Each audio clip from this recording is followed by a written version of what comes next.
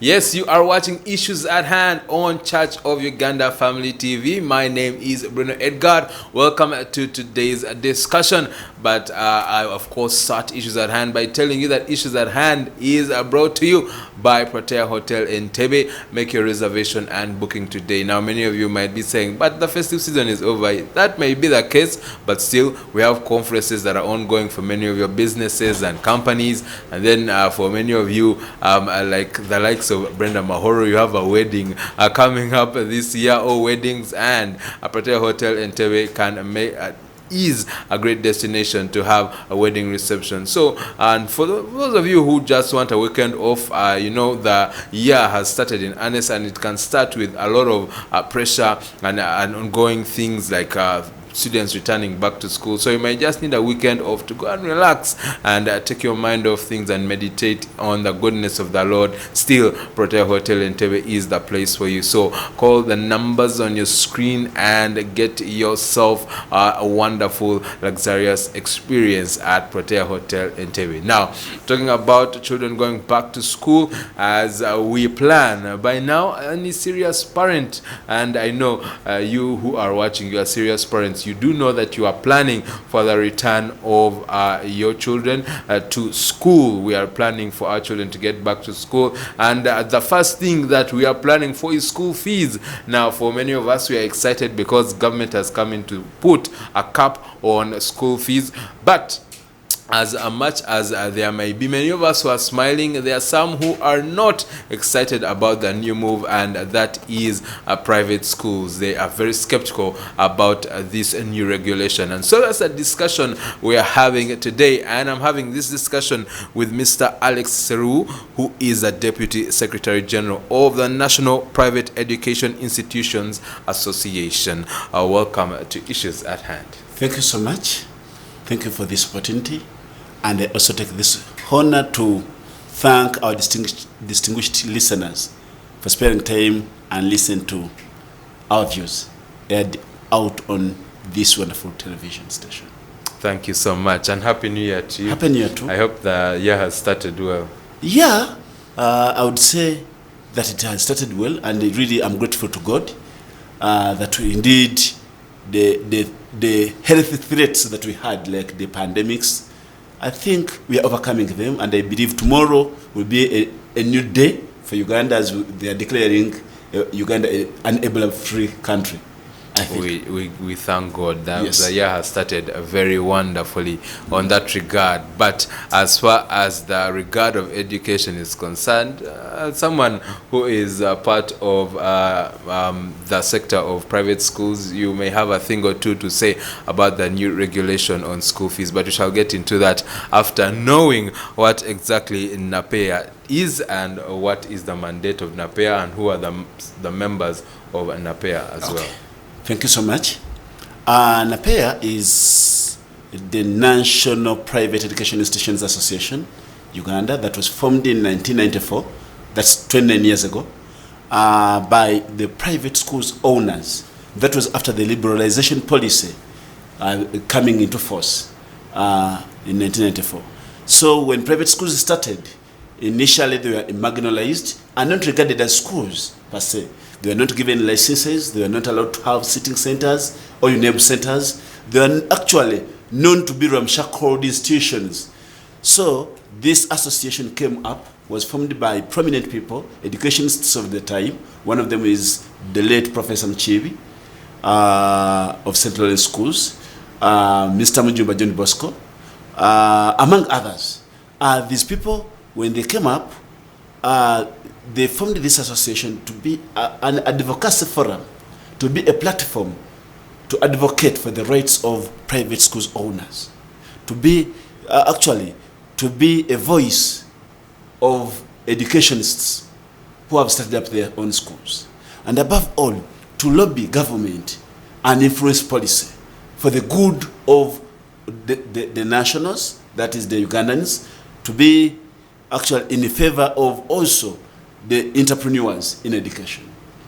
Currently, NPEIA has 18,000 private schools out of the 21,000 private schools in the country. Two, we employ 360,000 teachers, the biggest workforce, the biggest workforce in the formal sector in Uganda.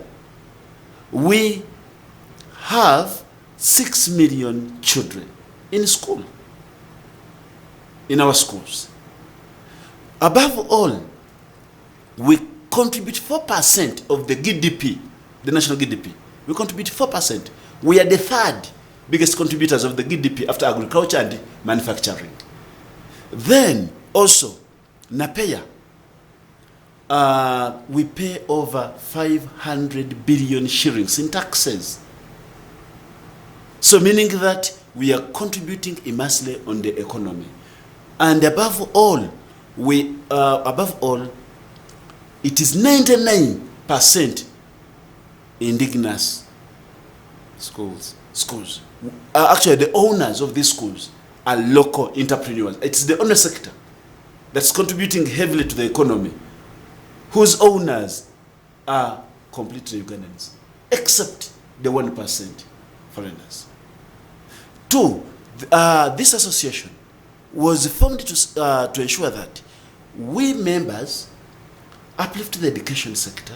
We complement the government in fulfilling its legal mandate, or that is ensuring that it achieves the right to education as stipulated in Article 30 of the Uganda Constitution.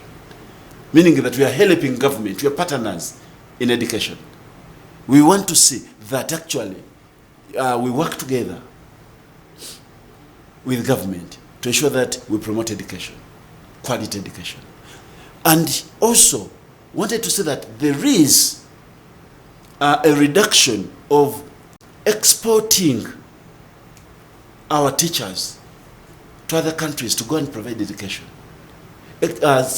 Sending our children abroad, wanted to give that quality education, global quality education, a global competitive education here. So that instead of us sending our children abroad, exporting our teachers to go and teach abroad, actually we import children from other countries to come into Uganda, so that it also boosts the revenue source of this country. And actually in the region, we are happy that we are the number one stop area where people from different countries within the region wish to educate their children in Uganda, and above all in Ugandan private schools. So, meaning that that's all our contribution as an association. We also help in quality assurance of our member schools. You know, we have some challenges here and there because it's a big number of members. 18,000 is not a small number compared to government. Government has around 12,000 primary schools, government schools, and 1,300 government secondary schools, with 10 universities. For us, we have 45 universities. So meaning that... So it includes universities as well? Yes. So meaning that our association has immensely contributed to this this economic development in the country, has immensely contributed to the development of education in this country. And we are saving government trillions of money. Why? If we are not there as key players in the education sector, government would have a role of ensuring that all Ugandan children go to school by building schools, employing these teachers. Yeah? Right now, with the recent calculations, over 2.5 trillion is spent in paying teachers in private schools annually. We spend 3.7 trillion in buying food, meaning that we are promoting agriculture. Then 2.7 trillion in loans. In loans, we are the second biggest sector that acquire loans from commercial banks. And those ones are the ones from the commercial banks. minus the microfinances and other financial institutions. So meaning that, honestly, we are contributing immensely to the development of this country, for which we believe the government would come up to appreciate. The government would put up enabling laws that would really help us grow and flourish. Government would actually help us as partners to see that really we outcompete emerging education systems within the region and Africa. Because we want to see that we become the education powers of Africa. We want to be the Finland of Africa in terms of education. So that's our main objective as private school owners in this country. That's interesting, and it's good to hear that, and we shall hear more about some of the achievements as far as NPEIA is concerned. But talking calculations, the government has released a new, the Ministry of Education alongside government has released a statutory instrument that is regulating school fees and has put a cap on school fees. Now, I have to ask you, as a purveyor of private institutions, what is your take on that statutory instrument?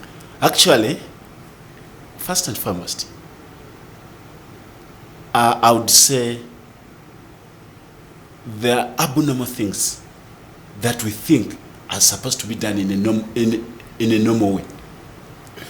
One, we are in a liberalized economy. A liberalized economy that's determined by free forces of demand and supply. Now, when you look at the setting of the education sector in Uganda, especially the private, in private, we are categorized into three. One, the international schools that offer international class education. Their charges are completely different. They are actually competing at the international level. Then we have the expensive private schools. Expensive private schools are substituting the international schools. They're providing slightly similar to international education, but with the local setting. Then we have the 98% affordable private schools that charge fees from the bottom level to the middle or to the upper level. I would say, let me say, from around 10,000 shillings in very rural areas to about 1 million shillings. So meaning that each range is available. So meaning that every parent fits somewhere. There is a free choice. Where you fit is where you should go. You understand?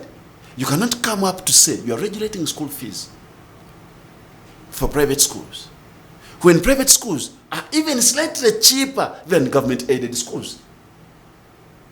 Cheaper in what terms? Because in terms of school fees. The reason, you might say that, but many parents may agree to differ. One of the things that parents struggle with when it comes to private schools, you said that there are different categories. There are different amounts from 10,000 to 1 million. But for many of us as parents, we find that the issue we have with private schools is that at any time, the school fees can increase, yes, and for different reasons. And that lack of stability in terms of the amounts is not helping parents, because there are many parents out there whose salary is the same, but when every time you're increasing school fees, you're making it hard for them to continue having their child in that school. So that's why many parents have come out to laud and applaud what government is doing, saying, yes, we should have a statutory school fees in mind, and know that as far as private schools are concerned, this is the amount, and we will be able to handle that. I want us to be fair to ourselves. If government aids some public schools, pays teachers, provides textbooks, actually constructs facilities like laboratories and others, trains those teachers, yeah?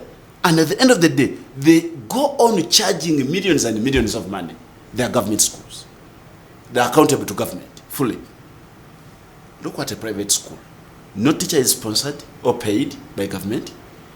Capacity building has never been made by government to private teachers. No textbook has ever been given to private schools. Taxes are exorbitantly high. You understand? Interest rates, the money we use to put up the facilities that parents want. Interest rates, do we determine the interest rate? Today, as we may speak, it may be at 30%. Next week, it may come to 35%. What do? You understand? There are those factors, the variable factors, that are not considered. You understand? And above all, this is a bilateral agreement between the two people. That's the school and the parent. This is the fee you pay.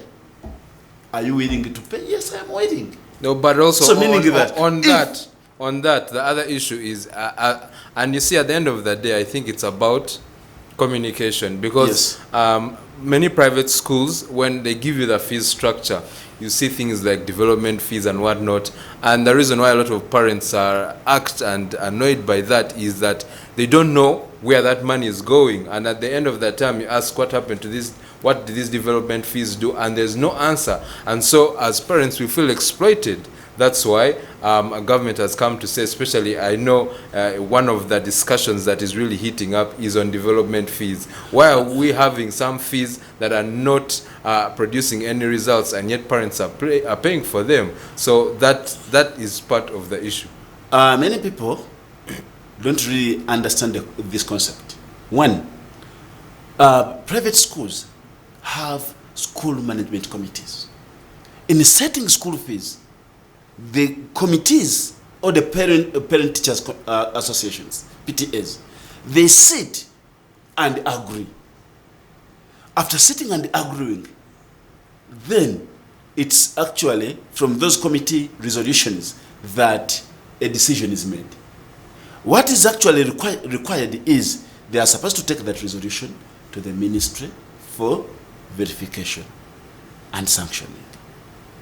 So instead of actually putting up a fees cap on private schools, it is better to enforce schools to follow the procedure of forwarding actually the resolution on the school fees by the school management committee, plus a PTA meeting.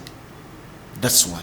Two, there isn't a need to regulate fees in a country where other sectors are not regulated. But there isn't a need. It doesn't mean because your neighbor does not bathe, you also shouldn't bathe. No. If other sectors are not being regulated, their time will come.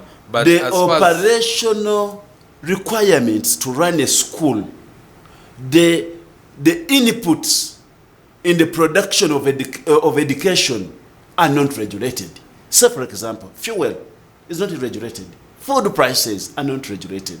When you look at the land for expansion within the neighborhood of the school is not regulated. The cost of the land, the interest rate is not regulated. What do you want? Then too, it's all about actually, instead of regulating, it's all about coming up to sensitize the schools, how to effectively communicate to parents. You understand? Making parents involved in key decision making. It's only that. Otherwise, this is going to cause a bigger danger, or it will endanger the schools and the quality of education. People will start shying away. The biggest investors will start shying away from investing in education since there are no returns. Two, if we start looking at petty things like development fee, you understand? Actually, it makes me... But you may say it's petty, but as far as our pockets as parents, it's not petty. Do you know why I actually refer to it as a petty affair? One, development fee. You will find, I'll use an example, you'll find a building like this, well refurbished. You don't know the source of the revenue that was used to put up this. Maybe it was a loan. This development fee is going to help in paying back the loan. Two, the school is, actually I would say, is an ever-growing entity. We construct from January to December. We renovate from January to December. You understand? Go to private schools. That's why they have the best facilities in this country. They have the best facilities. Why? Ever they are renovating, they are constructing, they are expanding. You understand? That's the investment. So this money helps to facilitate. Many schools run on loans. That development fee is used to pay back to the bank. You understand? Then also we need to look at a fact. Putting all other factors constant, look at the reality. I will use an example of this building where we are. We don't know. We, the believers, we are seeing a magnificent what? Building. And we all understand, yes, there was a loan that was used to put up this building. That means that to save our property, we need to contribute something to save our property from being taken. That's the same story to the school. You understand? It's us. The school is made up of us, the parents. We are the donors to the school. The only thing is we must use our authority as parents to ask for accountability. Because we have a right to ask for accountability for a school. That is through meetings. That's through engaging the administration. Otherwise, coming up with regulations, you know, the more regulations, the more criminality. Look at countries with more regulations, with more rules.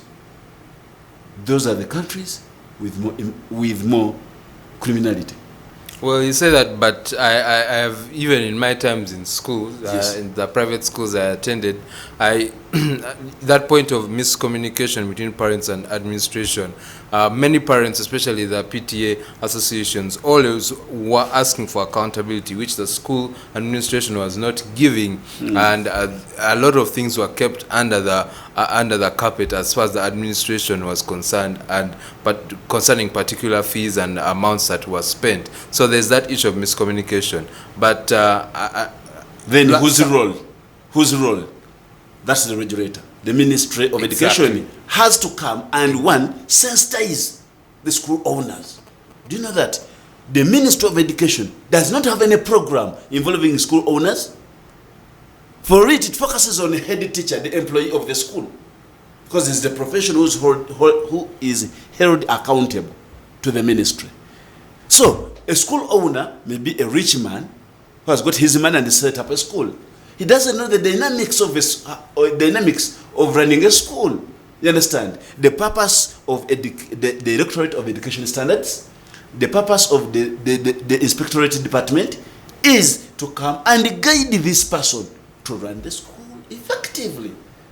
These departments and the directorates are available in the ministry. Have they done their work before we blame the victims? These are just victims. But also, again, like you said, it's a relationship now. As much as there's a relationship between parents and the schools, yes, there's also a relationship between the owners and the ministry. Yes. And now it's the ministry, because they are the technical people. They know what they want from a school, what they call a standard school, that they gave a license, they gave a registration certificate. So it's their role to monitor. They're facilitated to monitor. Have they done enough to monitor schools? Have they done enough to build the capacity of the school owners? Have they done enough to build the capacity of head teachers? Do you have a head teachers training school? No, we in don't. Uganda? We don't. Who qualifies to become a head teacher in a private school?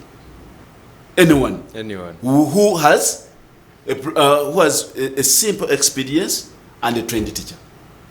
You understand? So meaning that, just imagine, somebody from nowhere can become a head teacher, which is not wrong, but their capacity has to be built. By who? That's now the ministry's role, to come in and support these people so that they do the right thing. It's not all about just brandishing them, actually painting an ugly image on them. That is actually hiding the head in the sand. The best thing is come on to say, you people, You are not communicating with your clients. You people holding meetings, you are supposed to hold meetings like this. You should submit to us these minutes. When you're having meetings, please give us your schedule and we can come in anytime. So that really we feel supported technically. Are we technically supported? We are blamed, but not supported. So in terms of that technicality, something that you've mentioned is that, and which makes logical sense, is the fact that when it comes to private schools, there are different categories. Yes. And so it's hard to, for all these categories of private schools to charge the same amount when True. it comes to school fees. True. So is it your opinion then, or you're saying that school fees shouldn't be regulated at all, or there needs to be a different strategy as far as regulating school fees for private schools is concerned? One, fees regulation to private schools, I would say, would be an abomination. It's totally wrong to regulate school fees in private schools. Why? One, being that we have all categories of schools with different standards, different facilities, in different locations within the country. It implies that a parent is free to take a child where he or she fits.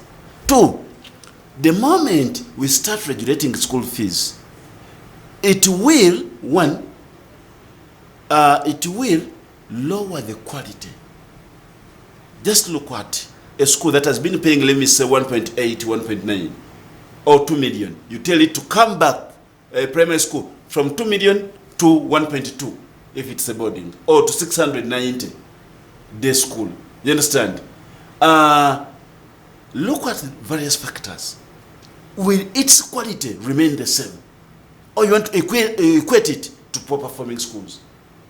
Two, what about the teachers who have been earning highly in those schools? Yeah? Because many of the teachers in those expensive schools are earning highly. Actually, far better than head teachers in government secondary schools. Even some earn better than commissioners in the ministry.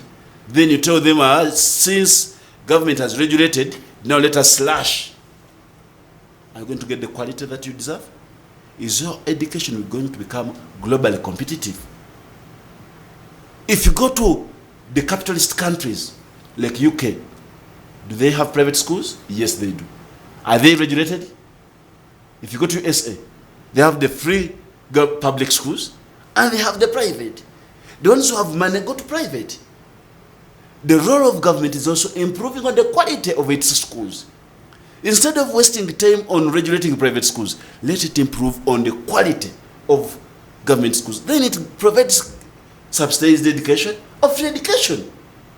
You understand? If government schools were providing quality education, the way in Rwanda it is, I think there would be no cry over this. In Rwanda, government has focused on investing in quality education in their schools. Private schools are not competing. Why? They are unable to match the standards of government schools. Why don't we copy a leaf? If we want to have a cheap education. And the fact is, in the whole region, Uganda has the cheapest education. In the whole region. Here, actually, the most expensive private school is around 2.5 million. The most expensive. Does that include international schools? Because I know international schools that pay more. Excluding international schools. It pays 2.5. In Kenya, a school that pays 2.5 is not regarded as 2.5 million is not regarded as an expensive school. In Kenya, they have private schools that are not international that are paying 7 million, 5 million. If you go to Tanzania, quality schools are paying exceedingly high, 3 million, 5 million. In Rwanda, private schools are kicked out. Why? Due to competition. So they are forced to charge lower. Let the government do the same. You understand?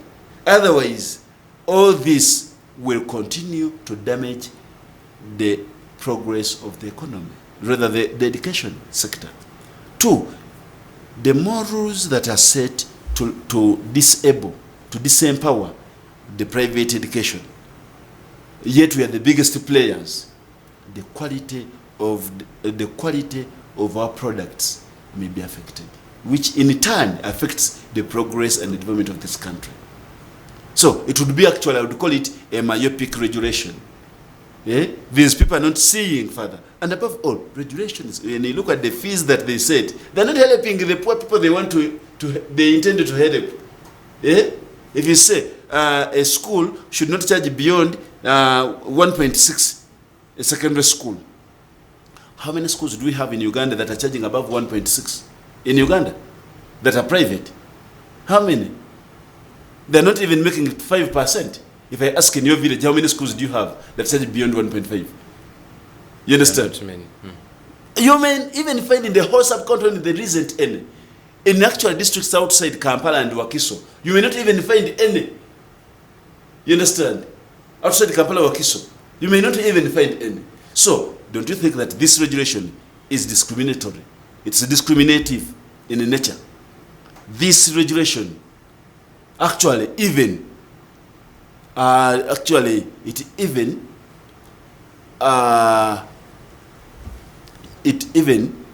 promotes inequality in this country.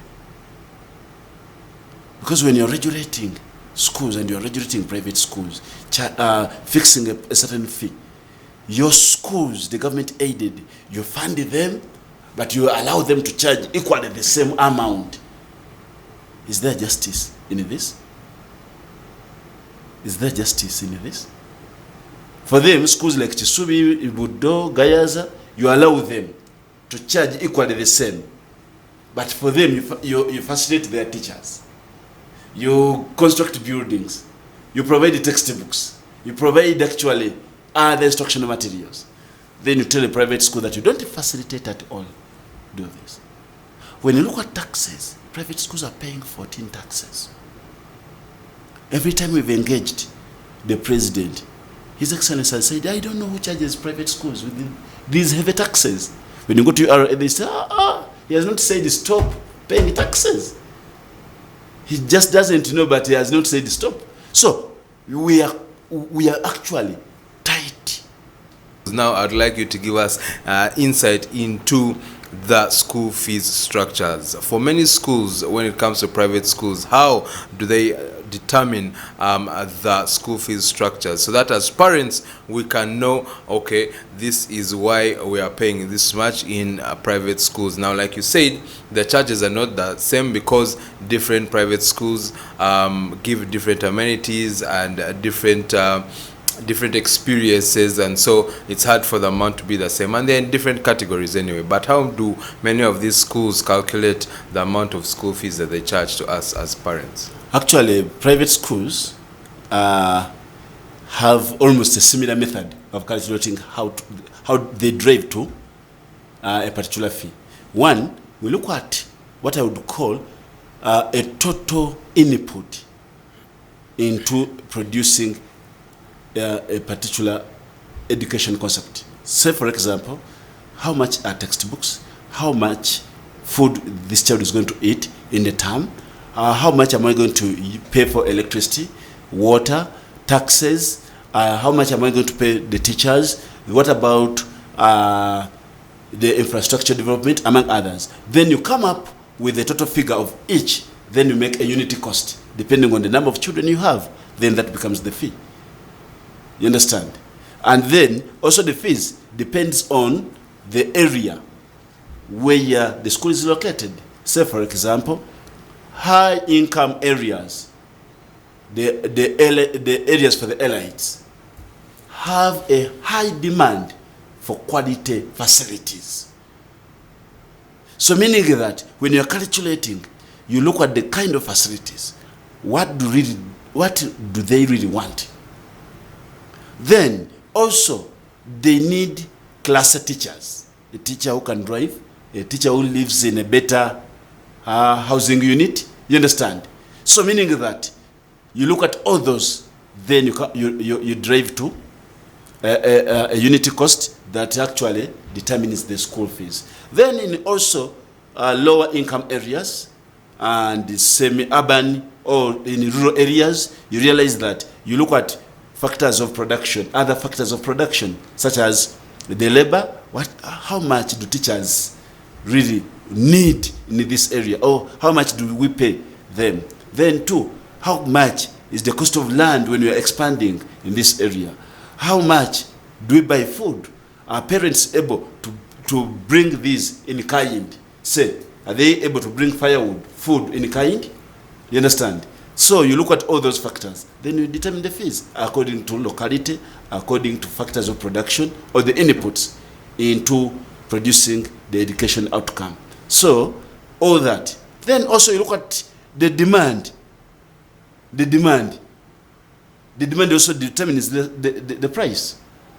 Based on our simple economics, you may have a facility that accommodates 100 children. Then you get 500 demanding your service. Then you say, how should I do? I'm not able to expand at this moment. Then you increase the price. Those ones who are able to pay, they remain. Those ones who are unable, they look for their standards elsewhere. That's how it is. So we have a number of determinants to come up with a figure charged by a private school. That's good, and it's good that you've understood that. But going back to the discussion of school fees regulation. Yes. Now, something that you've been mentioning is that it's absurd to regulate school fees for private schools because we are in the era of liberation. Yes. And the forces of supply and demand. Yes. So Yes. if there are parents who can manage to pay these school fees, then it's okay for them. But the reason one of the reasons why this discussion has come up, because the COVID-19 pandemic affected education a lot. 2 years without education, and it did not just affect education, affected the economy as well. Yes. So what happened is that for many parents, who used to ably pay these school fees in some of these private schools, they found themselves struggling to cope up with paying those school fees because of the effect the pandemic had on the economy. And so and we found that whilst parents were struggling, there were some private schools that were increasing their fees, and so that's why some parents said, but what is going on? Enough is enough. And that's why government also came in to help out these parents who are making noise. So is it a case, as far as private schools are concerned, my question is it a case of you don't have the money, go home, or, well, for us as private schools, this is how much we are going to charge for school fees, and it's not going to change. We can increase at any time we want. Those who can handle, Those who can't, go away to other schools. Is that the case? One, though education is a common good or a public good that actually is a human right for everyone, it is essentially important for government to be so supportive to ensure that all its citizens get the desired quality. They all get the education they deserve. The question is, when education the private schools were battered by COVID-19, did the government come into rescue? What measures did the government undertake to rescue these schools? When we were promised the 2.5 trillion as a recovery fund for private schools, was it materialized? When even the teachers were promised just 20 billion, private schools teachers. What happened? Up to now, we are yet to receive the money, 2 years down the road. Meaning that, how do you expect these schools to recover paying the exorbitant interest rates that accumulated during that time? Remember, interest rates didn't stop. Loan restructuring was the order of the day. When you cried over to government for support, they said, you people, those are private, we have no way of controlling them. What is so special with the schools? Then, when hospitals exorbitantly charged patients during the COVID time, private hospitals, and actually they explained why they are charging expensively. What did the government say? we cannot determine the prices. If you cannot afford the Kampala International Hospital, go to Mulago. It's there. Go to your health center in your village. What is so special with the schools? That for them, we should. Isn't health a public good? What about transport? What is the concept on transport? Use Entebbe Express. I think it's built using all Ugandan taxpayers. Every Ugandan has contributed to the establishment of that road. Is it for everyone? Is it for everyone? Only those ones with the money to pay are the ones who are able to pass. If you don't have no money to pay, use the old Entebbe road. Suffer with the jam. Why should we look at private schools, one, as evil? For them, they are money makers. What about government charging people on the road that is contributed by all of us? Why were hospitals not regulated when they were actually meant to save lives of all people in this country?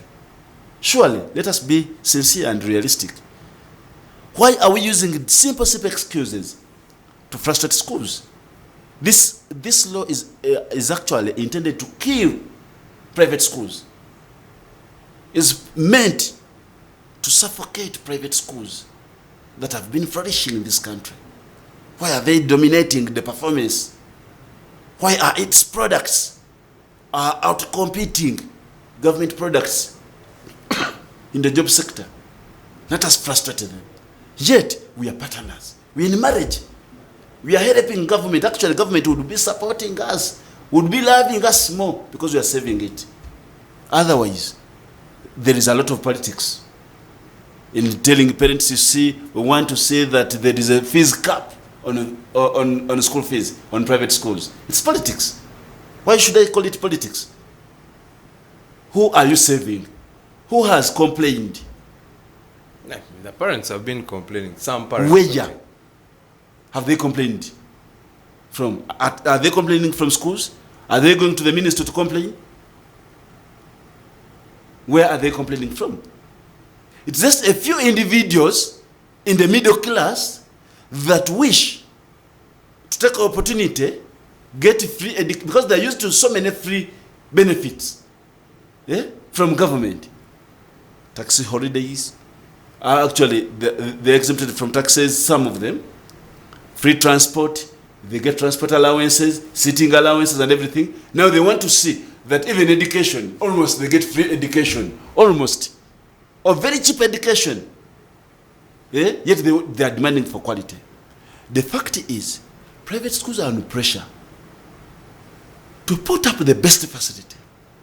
A parent who has been exposed to Dubai, who has been exposed to UK or to the Western capitals, says the quality education there, wants his or her son or daughter to have the same in Ugandan schools. Meaning that he wants to put up the same facilities, wants the same outcomes, but they want them at a very low price, cheaply. Yet education is an investment. What you invest in is what you get. That's why you see, where parents have been denied an opportunity to invest in their children in a free education, even the quality of the outcomes are almost the same. They're poor outcomes, just because the parents have not invested in. So, why should we suffocate private schools? So that's why we say, for us, we cannot accept that regulation. And we are ready to face government using all the legal means, either going to court, negotiating with them, so that that law is withdrawn. Not even suspending, but withdrawn. We are ready to engage the parliament very soon over this. And above all, it is actually a law which contradicts the Constitution. Article 21 of the Constitution. Subsection 3, that says every person has a right,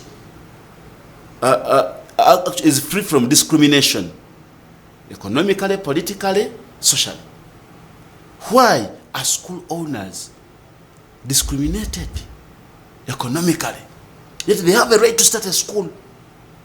Because, again, the same constitution says everyone is free to promote, to participate in the development of this country.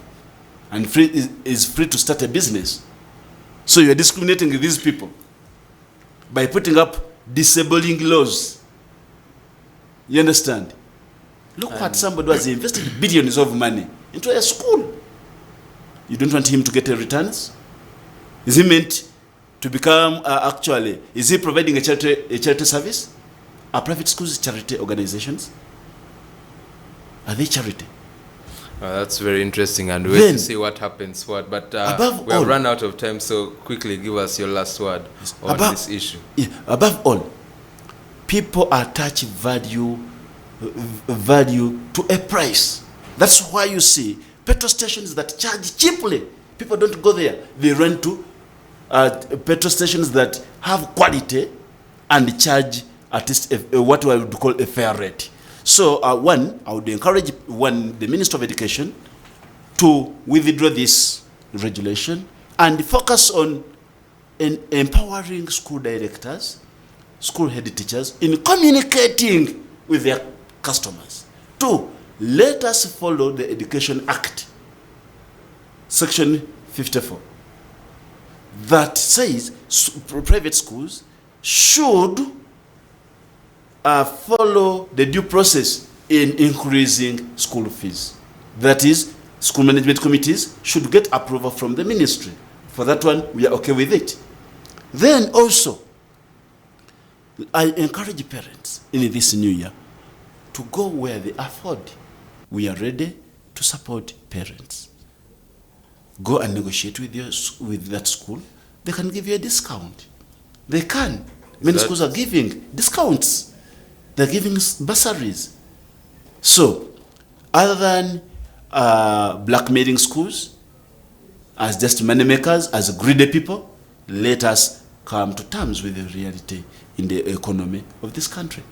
And we pray that the relationship between parents and schools and government will be a very fruitful relationship this year. Thank you so much for addressing these issues and issues at hand today. Thank you so much for this opportunity given to me.